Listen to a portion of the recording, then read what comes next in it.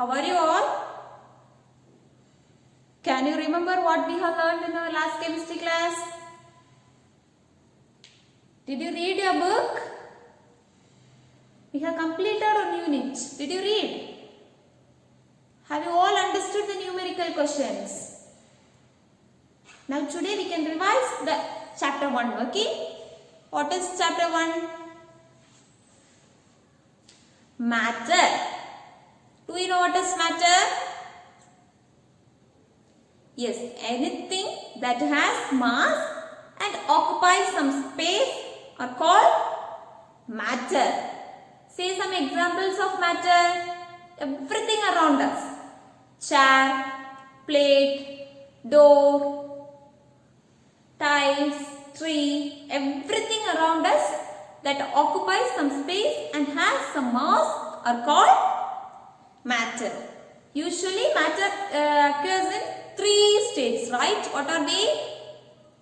Solid, liquid and gas. Usually matter exists in 3 states: solid, liquid and gas. The next one is kinetic molecular theory. Can you remember what is kinetic molecular theory? Yeah, it is. It states that matter is composed of large number of tiny particles which are constantly in motion and are separated from each other by a finite distance. Can you understand? While we consider a matter, it is composed of very tiny particles, many tiny particles combined together to form a matter, and they are separated from each other. Consider this as a matter. You have many tiny particles inside. They are separated by a finite distance. From this kinetic molecular theory, we can have some results, that is postulates of kinetic molecular theory. Some of the postulates we can discuss. Consider these are the particles. A matter has large number of tiny particles, and these particles are separated by a distance. This is called distance between the particles are called interparticular distance. And consider a matter, and these particles are within a matter, right? It is not coming out. So it is combined with some force. Some force is acting between these particles to combine it. It is called interparticle force. Then while we consider this, the particles move. In solids it is tightly packed. While we consider in liquid and gases, there will be many interparticular space and these particles move. While these particles move, sometimes they collide with each other. They will have dash. That collision is called elastic collision. And in solids there is no collision because the particles will not move.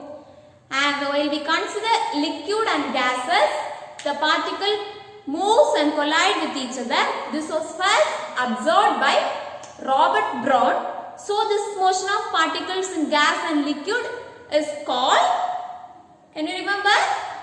Brownian motion. Did you understand? Next, come to states of matter. As we know, there are 3 states of matter: solid, liquid and gas.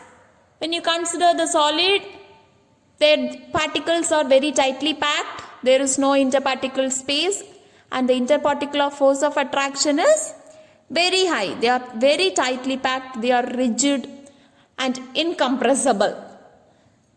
Then what about liquids? While comparing to solid, the liquids are less closely packed. The interparticular space is higher than solid and smaller than gases. What about the force of attraction?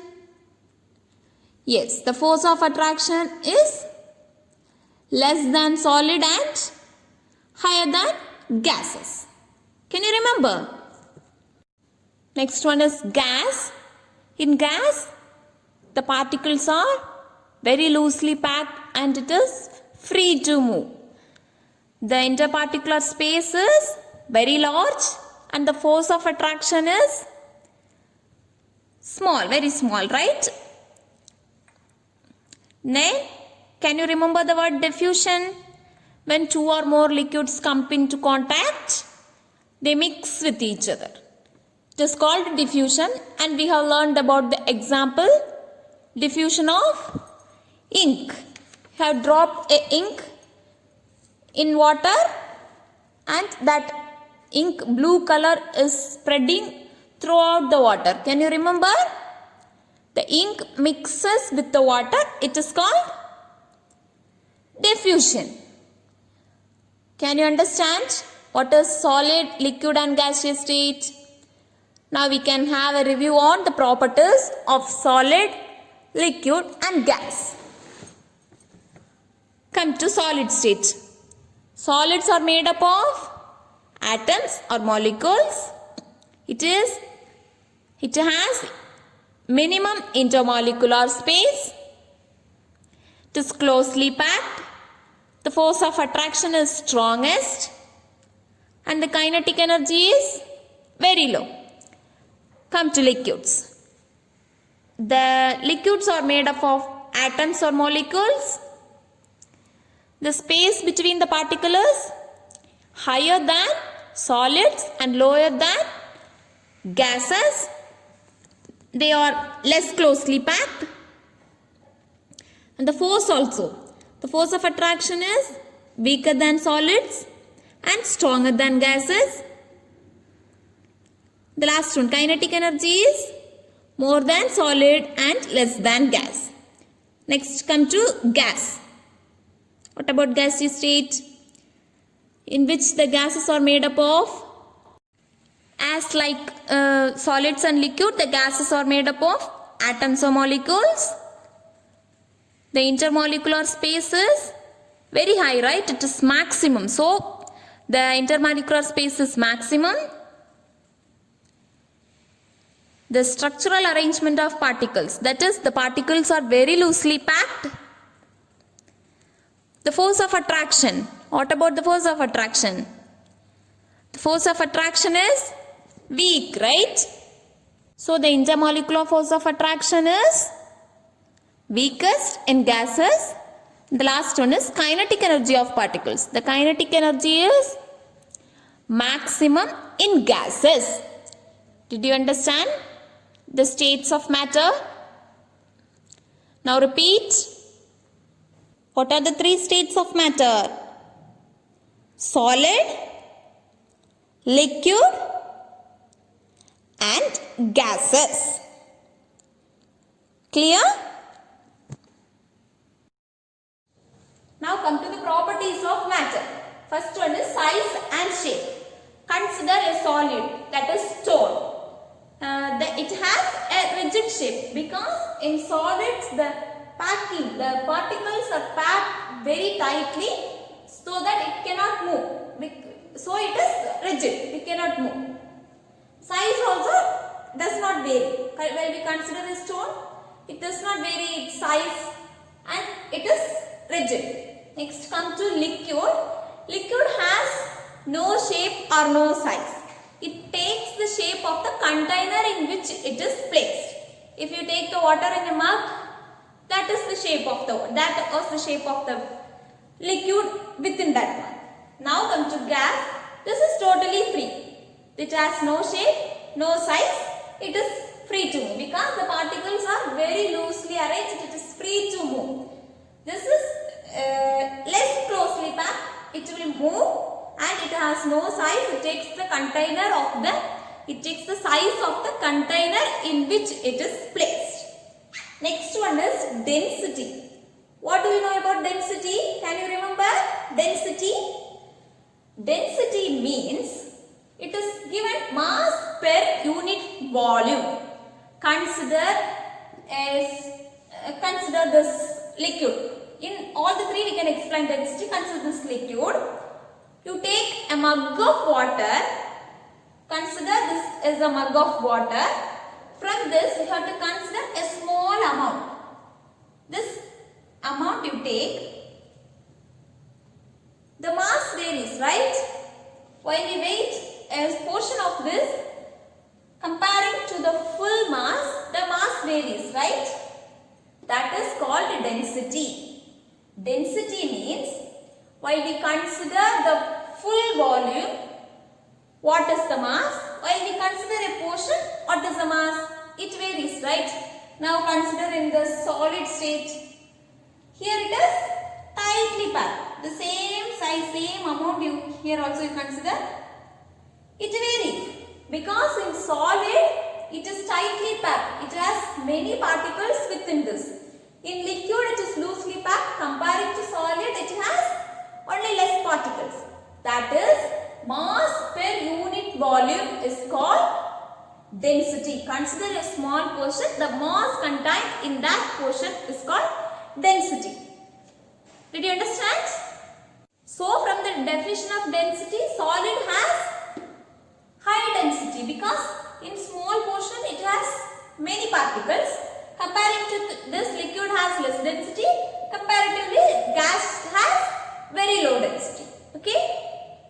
Now come to the next step.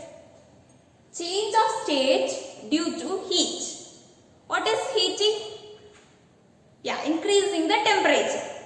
How heat plays a role in solid, liquid and gaseous states. We can see today. See here. Consider a solid, that is ice pieces.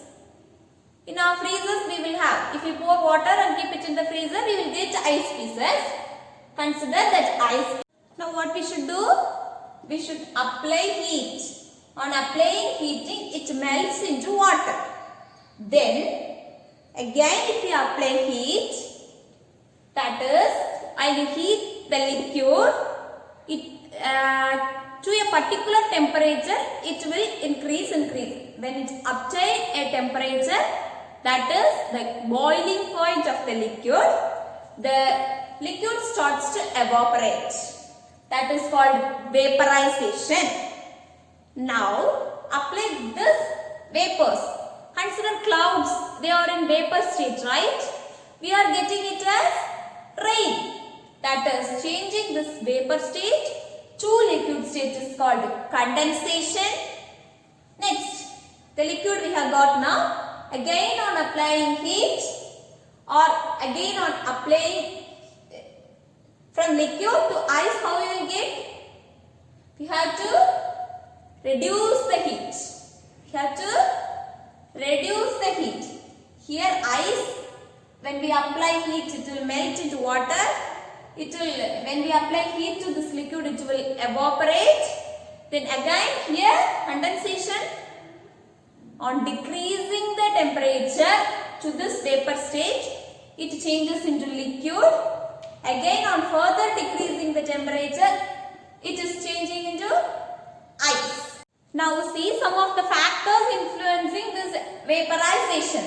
Vaporization means it's evaporation, right? Changing from liquid to gaseous state is called evaporation. We can see some factors influencing this evaporation. Consider temperature. While we increase temperature, evaporation increases, right? While we increase the temperature, evaporation increases. Next come to humidity. Moisture or humidity. Moisture means the water content. When the water content increases, evaporation decreases. While we increase the amount of water, the evaporation, the rate of evaporation will get slow, right? So evaporation decreases. Next one is surface area. While we increase the surface area, consider a cloth drying. You are putting a cloth for drying, it has water.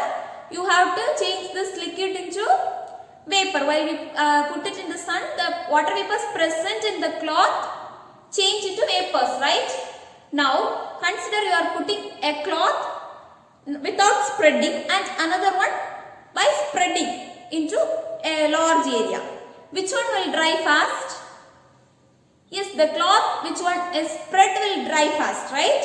So by increasing the surface area, the evaporation increases. One more is the movement of air. You are putting the cloth in one cloth inside your home and another one in an area which has better aeration, that is having heavy air. Which one will dry fast? Yes, the one which is in air, right? So by increasing the movement of air, the evaporation increases. Can you understand what is evaporation? Next one is sublimation. Sublimation is changing from solid state to gaseous state without changing into liquid state. Here what we have seen, ice, solid state is changed into liquid, then to vapors. But sublimation means you have to change solid to directly gas. Can you remember? Example, naphthalene baths.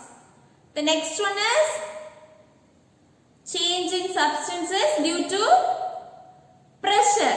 Can you remember what happens when you increase or decrease the pressure? Consider a solid that is stored. However, we press that, it cannot be compressed, right? So, solids are incompressible.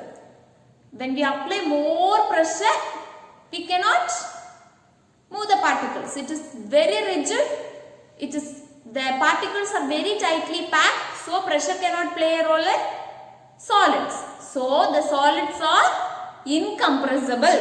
But while we consider liquid and gas, we can apply pressure to that. For that, we have learned some example. Can you remember? Can you remember liquefaction? Yes, we have learned, right? Example, LPG. LPG is liquid petroleum gas. The cylinders we use in the kitchen is made of liquid petroleum gas.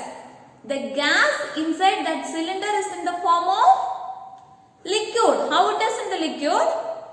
Yes, they have compressed the gas. They have applied heavy pressure to the gas and it is changed into liquid form. When you open that lid, when you open the cylinder lid, we are getting that as gas. But in that liquid come with that pressure outside, it is changing, it is reacting with the moisture content present in the outside of that cylinder. It is changing into gas and we are getting as gas. So, what is liquefaction? Compressing liquids to form gas is called liquefaction. Can you understand how pressure play a role in substances, that is solid, liquid and gas? Now, can you remember the next one? Law of conservation of mass. What does it state? Energy can be neither created nor destroyed in any physical or chemical change. That is, the mass before change is equal to after change. Can you remember? Consider this example. This is a chemical reaction. Sodium hydroxide and copper sulfate forms this precipitate and sodium sulfate. Can you remember? Yes. When you calculate the mass of the reactants will be equal to the mass of the product. This is before the change and after the change both the mass remains same. This is law of conservation of mass. But in some cases, like ash, while we burn a wood, we are getting ash. While we calculate the mass of this wood and ash, whether it is same. No, right? Wood will be too heavy and the ash will not be that as much as heavy as wood. There what we have to do? We have to calculate, before the change we have to calculate the mass of the wood. After the change, there are some gases and ash along with the ash. Some gases are evolved during burning.